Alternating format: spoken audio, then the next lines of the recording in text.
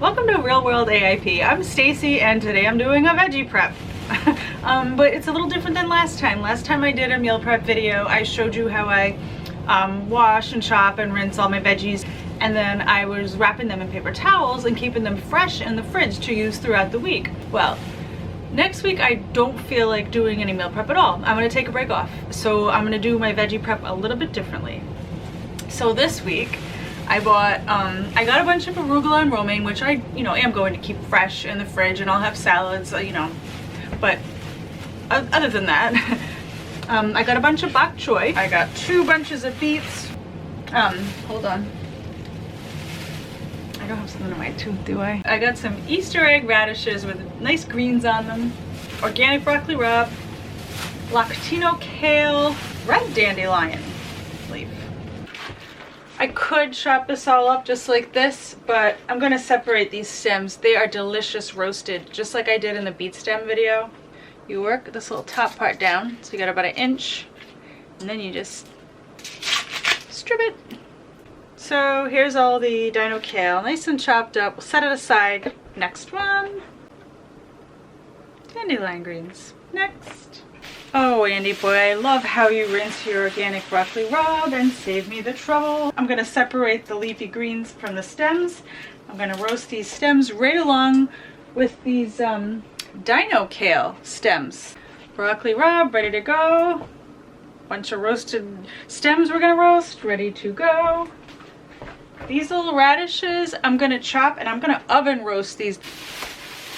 Last time I made bok choy, I simply chopped it all up. Today I'm going to separate the big chunky white part from the leafy greens.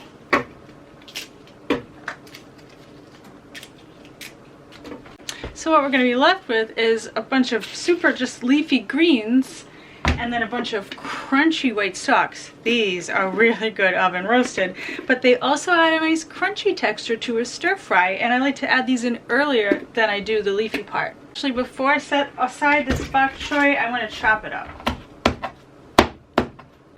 And last but not least, we have our beets. I'm just going to rinse everything really well and separate the beet from the stem from the leaves. And then I'm just going to chop up these beet greens. And here's what we're left with. So these are the leafy greens. And then over here we have all the stuff that we roast.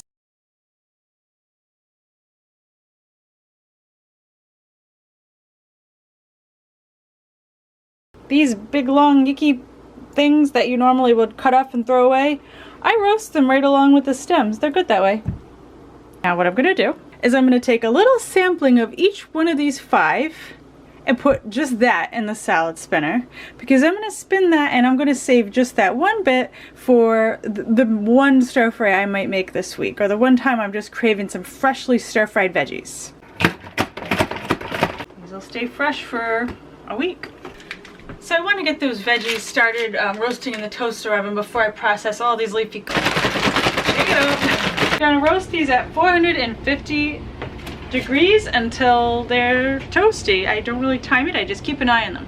Our bok choys in both toaster ovens, that's getting nice and oven roasted. We have the, the beet stems and radishes and the Robbie and dino kale stems in the lineup waiting to get oven roasted. And now we're going to do these leafy greens.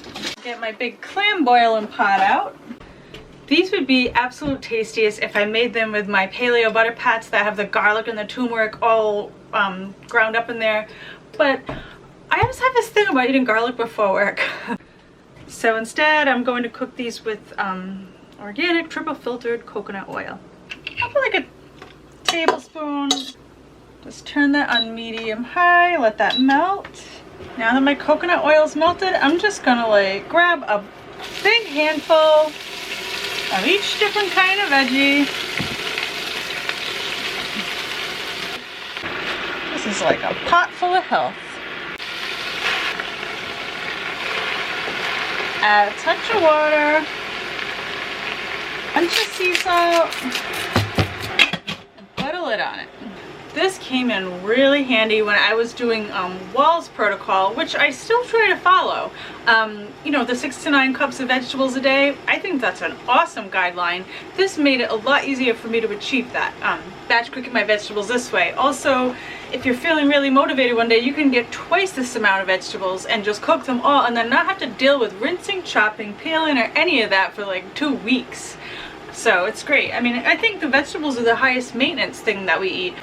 You could add some onions, some garlic, some turmeric, some ginger, some tomato sauce. You know, you could totally make this your own, but just the plain basic is fine for me because I'm just gonna like throw it into whatever I'm eating. And they look like this. Just nice, plain, still super bright green. You don't want to overcook them. And that's that, but these are ready to go. And now you can freeze these in jars and portions. So for one, we've saved a ton of paper towels. You cook it all up, you freeze it like this. They're great when you thaw them. Texture doesn't suffer. I like them just the same. I had started to prep my lunches for the next 3 days. And so I'm gonna take these veggies. I'm gonna keep 3 days worth fresh because they won't go bad in that period of time. And then I'm gonna freeze the rest.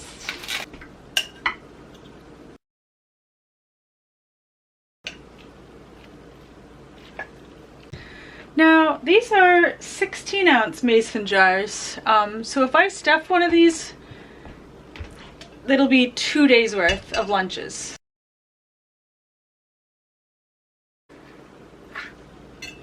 So in these jars, I have 5 days worth of leafy green vegetables, and I'll have some arugula too. And then I have the 3 lunches, so that's 8 days. And imagine if I had bought double the amount of leafy greens. The beet greens and the radishes are all roasted. I'm gonna put all these roasted vegetables in one big bowl, and those are gonna be what I eat whenever I just want something to just eat out of the fridge. I tend to eat those. I also put them in salads. I hope you found this video helpful. If so, subscribe below. I post every Thursday, sometimes Sunday, and I hope to see you soon. And until then, be healthy.